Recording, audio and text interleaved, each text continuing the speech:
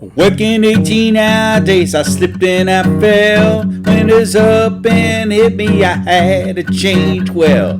There's no way to sustain it, you'll crash and burn. Will not be able to work and no way to earn. Change well, and then you can leave. Change well, and your kids you can feed. Turn your life around for the final bell. It's now or never, you have to change well. It's now or never, you must change well. Hello, and welcome to another broadcast of the Change Well podcast.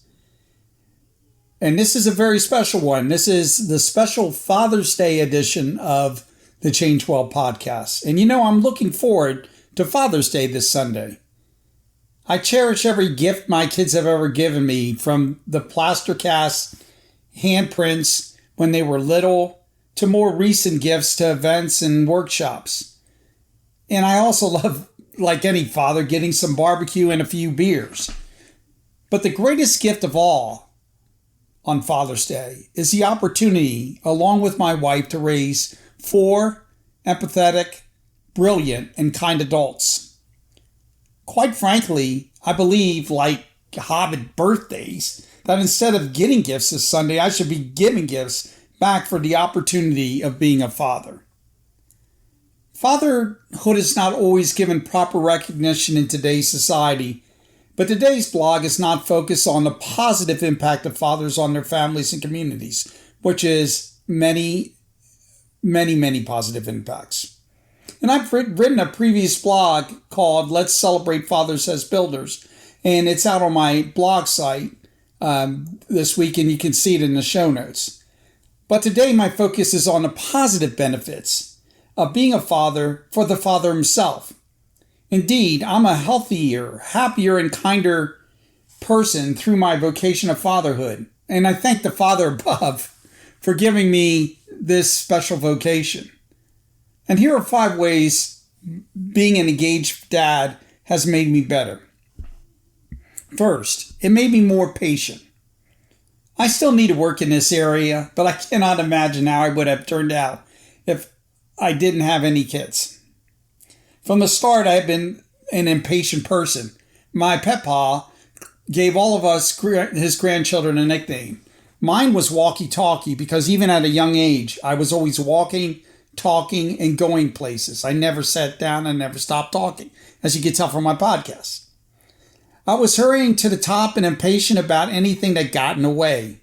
But being a father has a way of slowing you down. For example, you can't walk fast if you're trying to lead a toddler to take their first steps, teach your kid math, or take your daughter to buy her first prom dress, especially if it's my middle one. If you don't take the time to listen, you will miss your children growing up. Plus, why are you hurrying in the first place? You will blink and your children will be all grown up.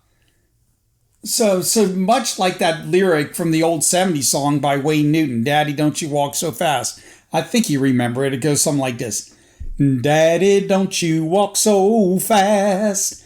I'm telling baby, Daddy, don't you walk so fast. Daddy, slow down some, 'cause you're making me run. Daddy, don't you walk so fast.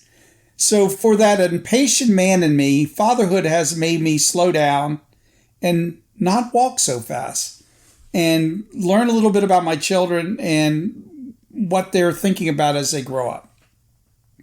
The second thing, it made me lighten up. Unfortunately, impatient is not the only thing that I needed to work on as I took on my role as a father. To say that I'm an intense, serious person is an understatement. I am strictly type A by nature. Heck, I took that test and they had to put me in a different category. And I find it hard to loosen up and have fun. Some of my current friends that are listening to this podcast may say, well, he's kind of fun. And they might disagree, but you didn't know me before I was a dad. Here's an example of my intensity. I remember back when I was a junior in high school. My mom went with me back to school on back to school day. It was the first time I had moved to Texas from New Jersey, and I was really excited to show my mom all these classes. So every 15 minutes, we would walk and switch to classes so my mom could get a flavor of all the teachers.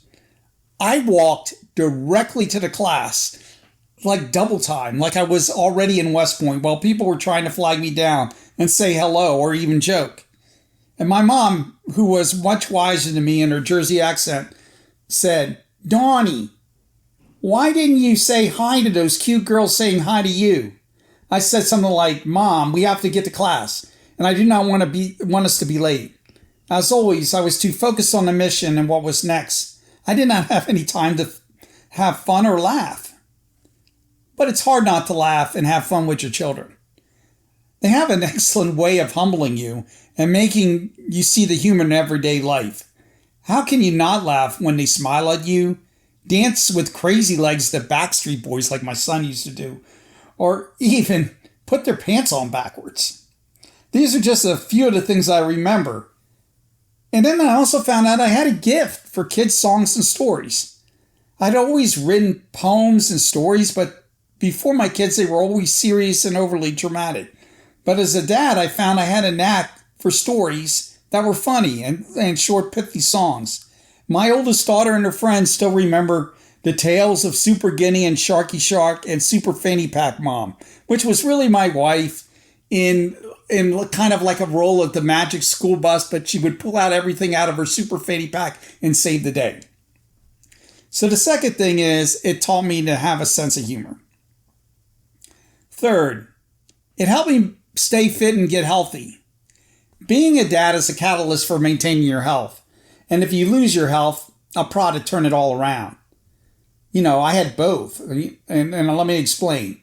When the children were younger, staying fit to keep up with them was relatively easy. I even made up fitness routines for shopping when I could not exercise alone. Here's an idea for you dads who feel hurried and like you don't have time to do any exercise.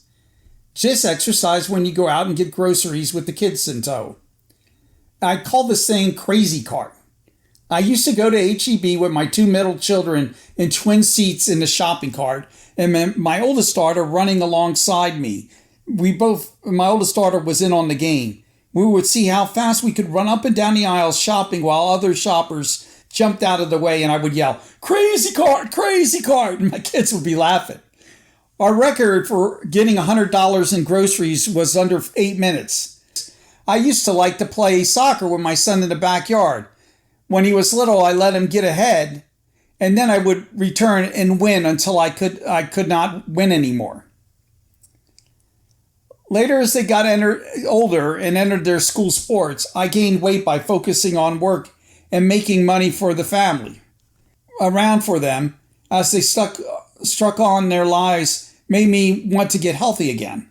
I remember my son's high school graduation, which was one of the catalysts for me returning to shape. You see, the days of the crazy cart was all over with. Weighing in at 350 plus, I was ashamed to be in his picture for graduation. The fact that he was happy for me to share that day spurred me on to be better for him and myself. 4 years later, I was 170 pounds lighter for his college graduation. So it helped me be a fitter person. First, because I had to keep up with them. Later, because I wanted to be around for them. Fourth, it helped me with empathy and emotional intelligence. From our discussion so far, you can probably tell I didn't have a high EQ before becoming a father. Dads have to become more empathetic and emotionally aware as they adjust to their children's different talents. Each kid is unique with a different way of reacting to you. For example, I have the dad voice of all dad voices. You can tell I'm a little loud. However, it is highly counterproductive when dealing with my middle daughter. It's a liability more than an asset with all the kids, but that is the empathy side.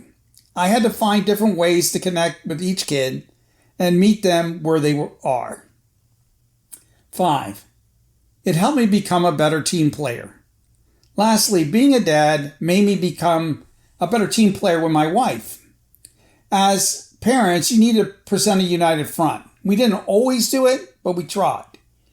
Kids are adept at finding any difference in their parents' opinions and using it to their advantage. Also, a family unit is built on loyalty, teamwork, and sacrifice. Individual contributors, they need not to apply. So there you have it. 5 ways the gift of fatherhood made me a better person. I want to close with a poem that I wrote about the most astounding and outstanding achievement of any father and his wife, a great family. I wrote this poem at my youngest daughter's graduation ceremony after seeing a picture of my 4 children at that event. And he goes like this. Some invest in stocks, others purchase gold. Others invest in real estate and futures bought and sold. But we invest in our kids, my lovely wife and I, and moments like your graduation make me want to cry. With a heart-filled exclamation and thankfulness unbound, with joyfulness and love and smiles all around. So if you want to smile as a man, if you want to get fit, if you want to be happy, if you want to display teamwork and being something larger than yourself, be a dad.